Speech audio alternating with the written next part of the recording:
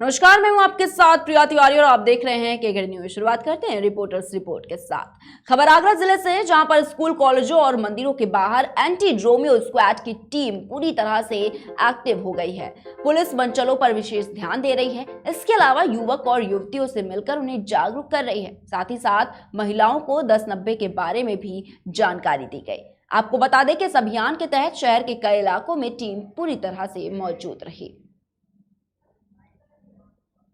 ये जैसा हम सब जान रहे हैं, आज से नवरात्र शुरू हो रहे हैं और महिलाओं का मंदिरों में आना जाना काफ़ी मात्रा में रह रहा है। उसी को दृष्टिगत रखते हुए आज एंटी ड्रोमियो मोबाइल के साथ संपूर्ण सर्कल क्षेत्र में, संपूर्ण जनपद में अभियान चलाया गया।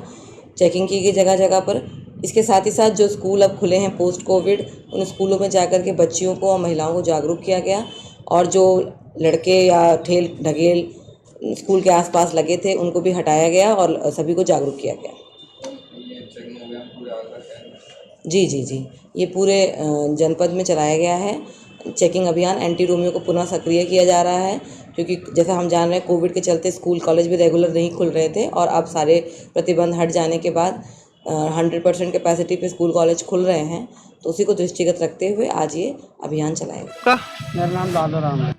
वहीं खबर बदायूं जिले से, जहां पर मधुरी नगला गांव में अज्ञात कारणों की वजह से एक झोपड़ी में आग लग गई, जिसके चलते झोपड़ी में बंधे कई मवेशी आग की चपेट में आ गए, जिसमें 3 पशुओं की मौत हो गई और कई जल गए।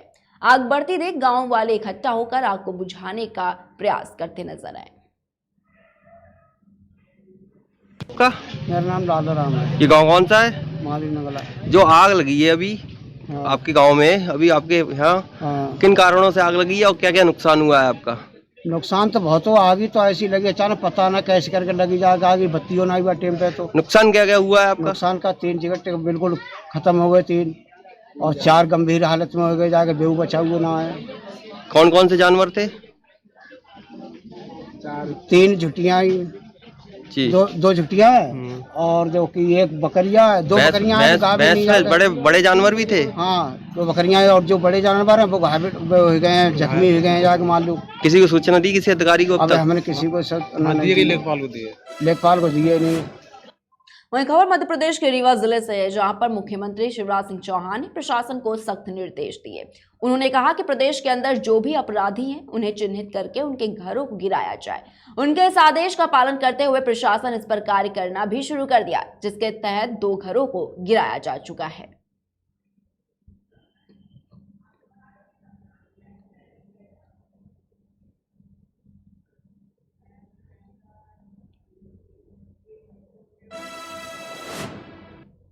रुक करेंगे अगली खबर की ओर। खबर आगरा से, जहां पर चोरों ने पुलिस की मुश्किलें और बढ़ा दी हैं। आए दिन चोरी की घटनाएं सामने आ रही हैं।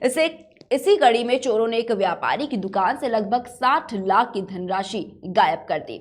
इसकी सूचना मिलने के बाद पहुंची पुलिस सीसीटीवी फुटेज खंगालने में लग गई और चोरों को जल्द पकड़ने का आश्वासन भी दिया है।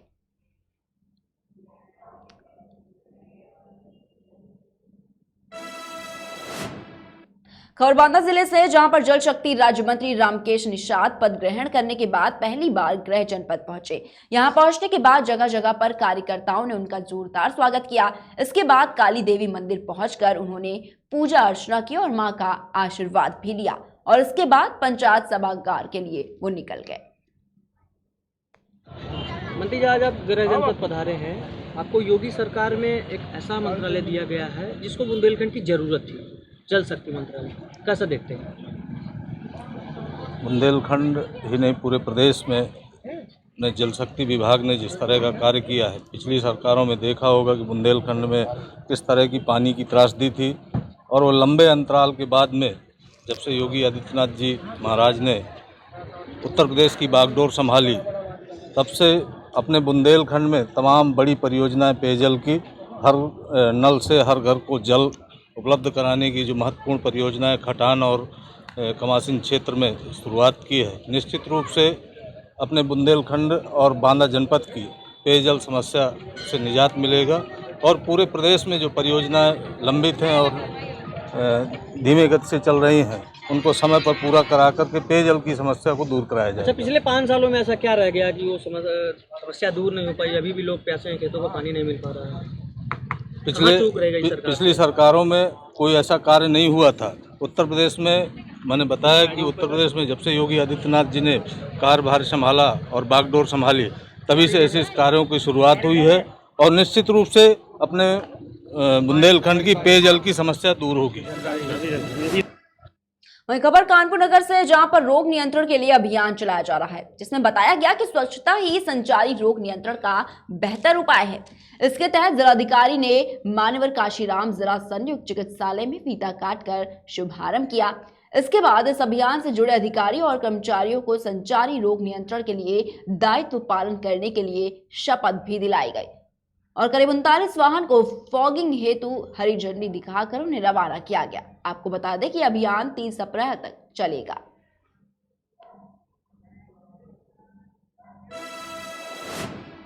वहीं खबर कानपुर जिले से, जहां पर हैलेट अस्पताल में भीषण आग लग गई और इससे लोगों के बीच अफरा तफरी का माहौल देखा गया। जब इसकी सूचना फायर ब्रिगेड को दी गई तो मौके पर टीम नहीं पहुंची। इसके बाद अस्पताल के कर्मचारियों ने आग पर काबू पाने की कोशिश की।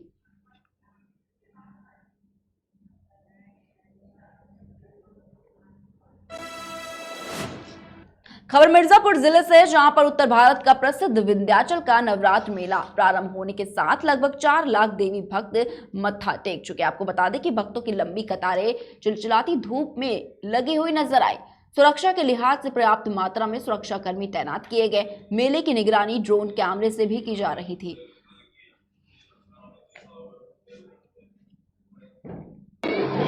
देखिए, एक तीर्थ पुरोहित हैं, विंध्याचल के विषय में, यहाँ के महात्म्य के विषय में बताएंगे। पंडित जी बताइए कि नवरात्र का क्या महत्व है। जैसा कि आप जानते ही हैं कि औशनस पुराण में उल्लिखित है कि विंध्य क्षेत्रीय समन क्षेत्रीय नास्त क्षेत्रीय ब्रह्मांड गोलोक।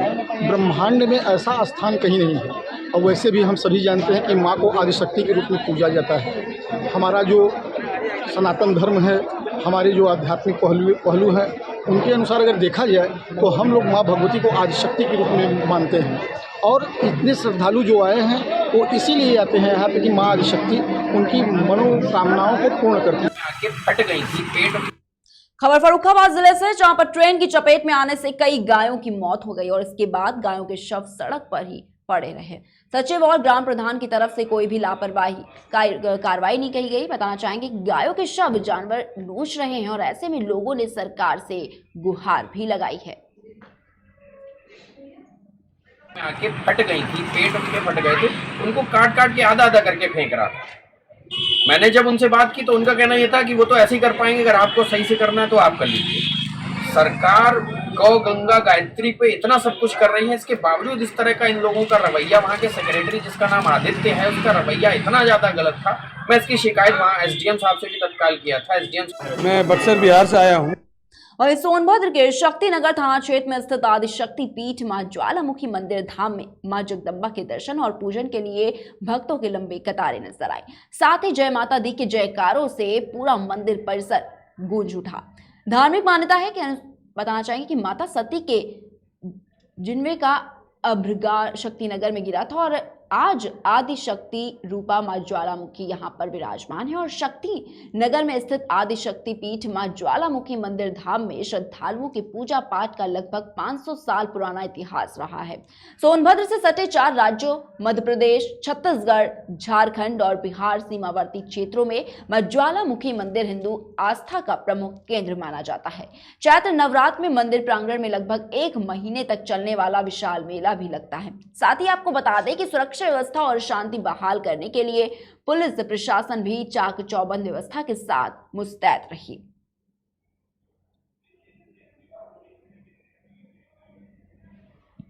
मैं बक्सर बिहार से आया हूँ और इस क्षेत्र में मेरे को 1.5 साल हो गया है। ये चैत्र मास के माँ ज्वालामुखी मंदिर में ये बहुत ही विख्यात मंदिर है, जो जिसके लिए दर्शन के लिए मैं आकृत आया हूँ और यहाँ के जो लोकल भीड़ देख रहा हूँ, इससे मैं और खुश हूँ कि हाँ माँ ज्वालामुखी के दर्शन करने आया हूँ। और प्रथम दिन है नवरात्रि का, उसके हिसाब से सारा व्यवस्था सारे कुछ सब बहुत सही है यहाँ पे। यह मंदिर काफ़ी पौराणिक मंदिर है, प्राचीन मंदिर है और लगभग 1942 से यहाँ मेला लगता आ रहा है चैत्र नवमी के उपलक्ष्य में। और यह मंदिर लगभग 4 प्रांत उत्तर प्रदेश, झारखंड, बिहार, छत्तीसगढ़ यहाँ के सारे लोग यहाँ पर श्रद्धा से आते हैं दर्शन करने के लिए।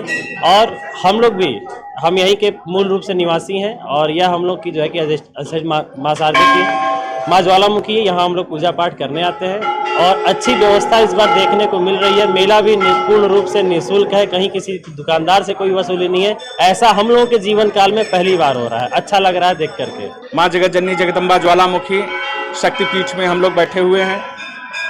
आज नवरात्र का पहला दिन है। सबसे बड़ी बात यह है कि कोरोना के बाद जो योगी साहब ने और मोदी साहब के प्रयास से जो पूरा मेला, पूरा मंदिर खुला हुआ है, इसमें लोगों में बड़ी हर्षता और प्रसन्नता की बात है।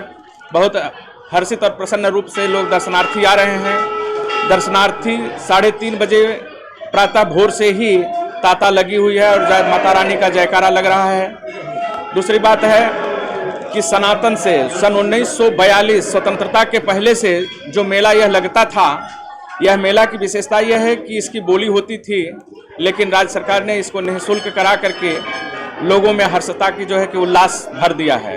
मैं बक्सर बिहार से आया हूँ। फिलहाल के बुलेटिन में इतना ही। बने रहिए केकेडी न्यूज के साथ।